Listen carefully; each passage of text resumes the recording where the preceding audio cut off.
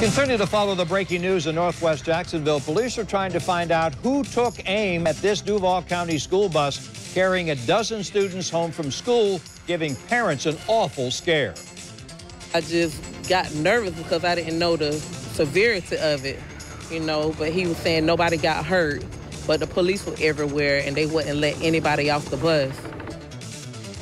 This photo shows a broken window on the side of the bus, which police say was shattered during the incident.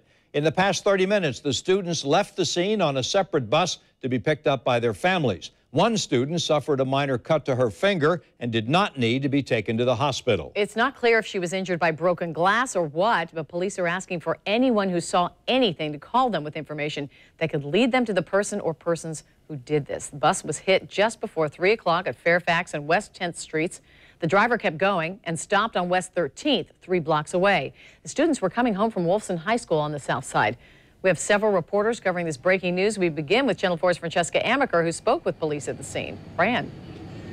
Yes, this story is constantly evolving. We initially were told that shots were fired into this school bus, which they were, and that's what shattered the bus's side window. But we have since learned, according to a tweet that was just sent out by JSO, that they do not believe that a firearm was used, but they do know a weapon of some sort was used to shoot at a side window of the bus. Now, within the past 5 minutes, the bus that was shot at has moved away from 13th Street, and now this place is back open. But I want to go ahead and show you what we saw for the past 3 hours, that chaotic scene as parents and people were just waiting to hear what happened. Let's just go ahead and show you some of that video. For 3 hours, officials questioned all 12 students that were on that bus, asking them if they knew anything about who would target a school bus. But this happened just before 3 p.m. when an unknown person fired some type of shot into the bus, and that's what shattered the window, injuring the finger of one of the students on board. Now, those students have since been transported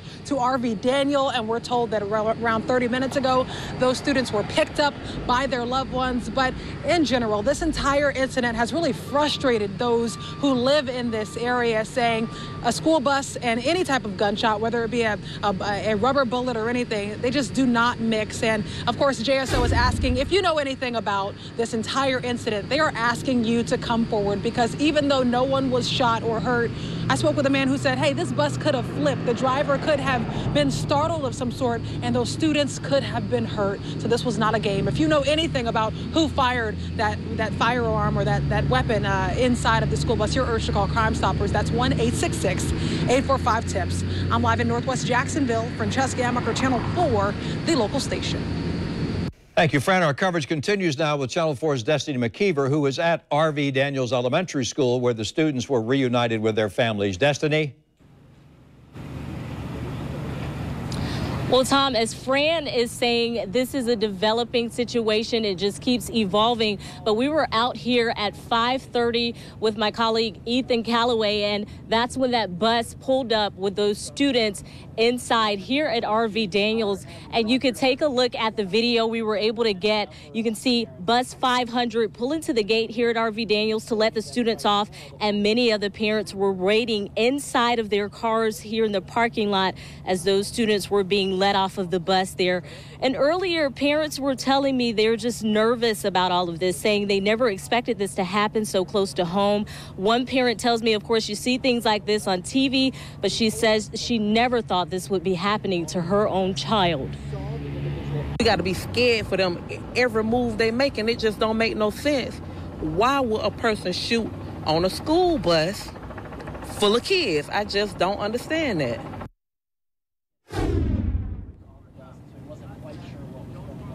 Now, again, we do not know if that was a gunshot. JSO tweeting that it was some kind of other weapon used. But of course, as that parent said, just heartbreaking to hear of anything being thrown at or shot at to a bus. And as you can see, it's much calmer out here right now at RV Daniels. Those parents have picked up their children. So a very happy ending for a lot of them.